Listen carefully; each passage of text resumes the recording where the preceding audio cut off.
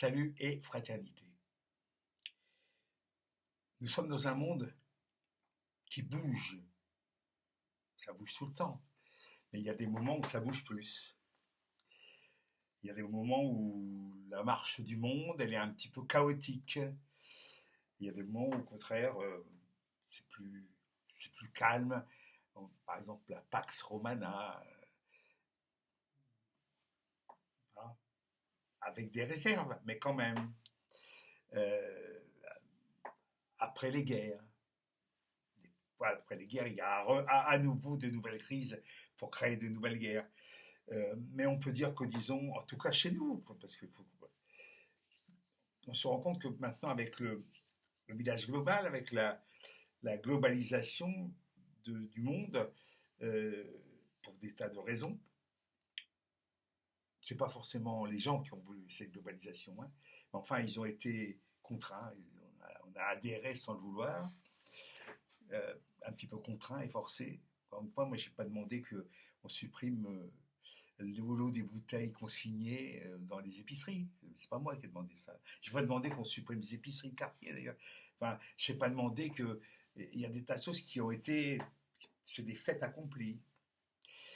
Alors certes, on peut résister à titre individuel, hein, en boycottant, en faisant des tas de choses, mais ou en ne faisant pas certaines choses. Mais en tout cas, on ne domine pas complètement. Alors, tout ça pour dire que je me tiens au courant, j'essaie au maximum, et pas seulement par les médias mainstream que je déteste et que je trouve totalement inféodés au pouvoir et notamment à celui de la finance. Donc je boycotte, mais de temps en temps j'ai regardé un petit peu. J'ai par contre-coup, je suis au courant d'eux, mais je ne vais pas donner mon pognon à ces gens-là. Donner mon pognon, ça veut dire donner de l'audience. Quand on donne de l'audience à un média, quel qu'il soit, eh ben, ça attire la publicité et la publicité, c'est du fric. Donc, si vous ne voulez pas donner de l'argent, de votre temps à ces salopards des médias mainstream, n'y allez pas. N'y allez pas.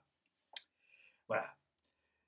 D'autant que c'est souvent pour entendre des conneries et en plus se faire insulter en tant que, en tant que personne, en tant que, j'allais dire, de la classe ouvrière. Moi, je me suis toujours considéré comme un prolétaire.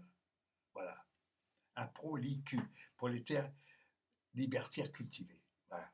Donc, je continue, mais simplement, je suis obligé parfois de tenir compte d'un certain environnement national et international, de voir qu'il y a un bouleversement, il y a une émergence des BRICS, il y a un affaiblissement de l'Europe, de l'Allemagne, il y a un affaiblissement des États-Unis, quoi qu'on en pense, et que la fameuse, tout ce qu'on a voulu faire aux Russes, cette espèce d'embargo et de gel des avoirs, etc., ça leur a plutôt bien profité, et que les Américains sont en train de se battre avec l'OTAN jusqu'au dernier Ukrainien. Voilà. Alors, ceci pour dire qu'il y a deux niveaux d'observation et de réflexion. D'abord et d'une, le niveau basique, soi-même, son environnement immédiat, soi-même. C'est là que s'exerce au maxima les choses les plus élémentaires de sa pensée. Je suis quelque part libertaire. Je suis de gauche, plutôt même, il ne faut pas le dire, mais je le dis quand même, d'extrême gauche. Je suis plutôt pour la révolution. Qu'elle soit douce ou pas, je suis plutôt pour le changement des choses. Maintenant, il y a l'observation du macrocosme. Et là, on est relativement impuissant et même très ignorant. Je ne sais pas du tout ce que pense Trump ou d'autres. Simplement, j'essaie de voir finalement, plutôt que de foncer tête baissée dans Trump, c'est pas beau, de Elon Musk, c'est pas beau, et comme les Chinois, comme les Arabes, comme les musulmans, tout ça, c'est dans le même sac de détestation de la part de tas de gens qui ne connaissent rien à rien et qui surtout répètent bêtement.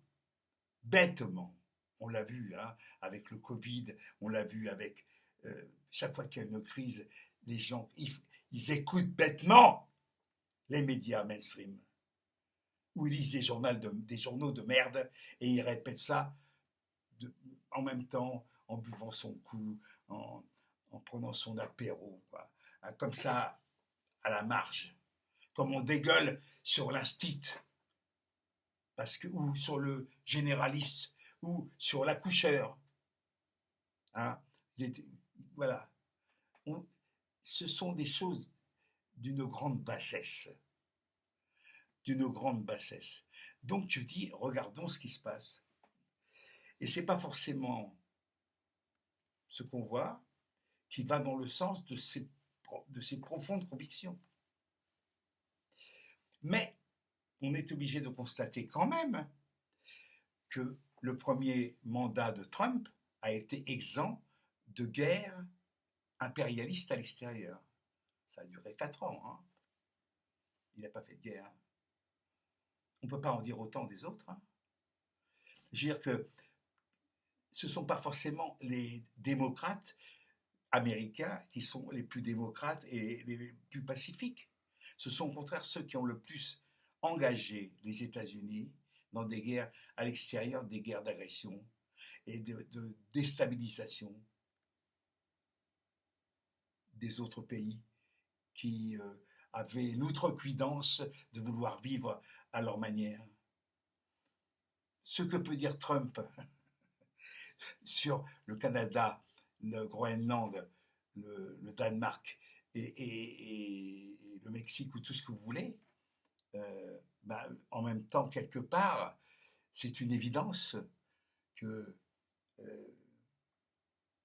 Copenhague est à la traîne des États-Unis, que le Canada est américanisé. Il y a une indépendance de façade. Mais enfin, nous-mêmes, sommes-nous encore souverains? Pas du tout.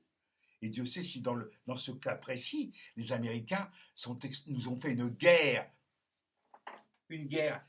hollywoodienne, hein, une guerre tranquille, hein, avec Lafayette comme porte-drapeau de l'amitié bicentenaire américano-française. Il n'y a que les imbéciles pour croire ça, hein, vraiment. Hein.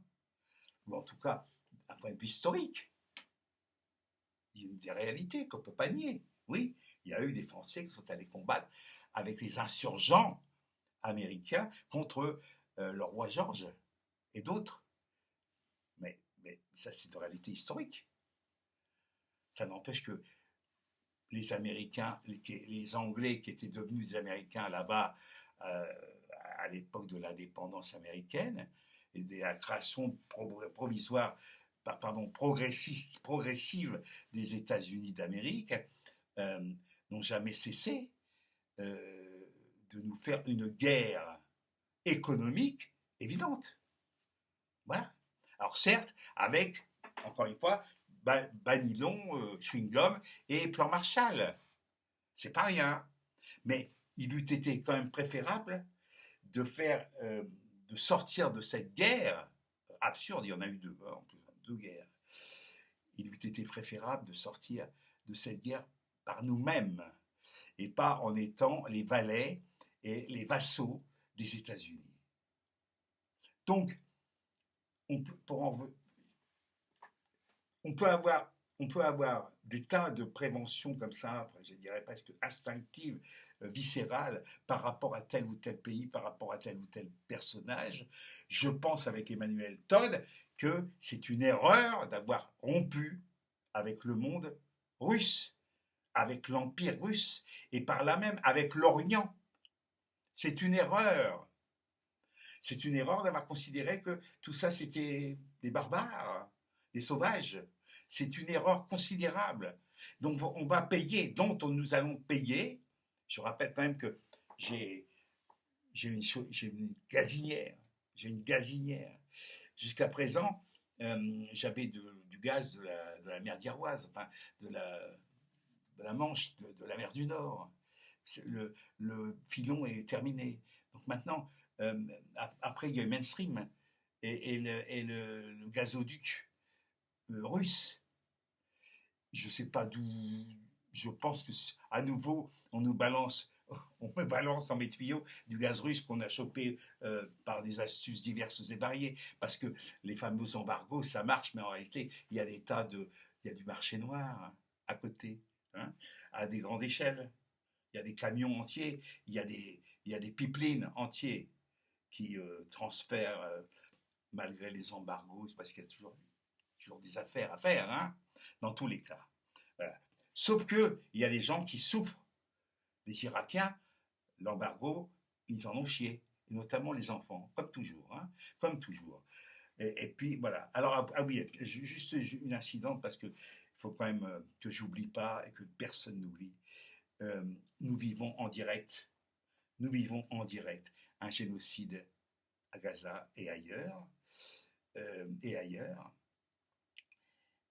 Ben, c'est exactement comme si nous étions totalement, c'est comme si des gens avaient été totalement insensibles à l'élimination des Juifs euh, sous le Troisième Reich, dans toute l'Europe dominée par le Reich, d'accord? Eh bien, nous vivons les mêmes choses, et donc avec la même, allez, la même cécité, la même cécité coupable.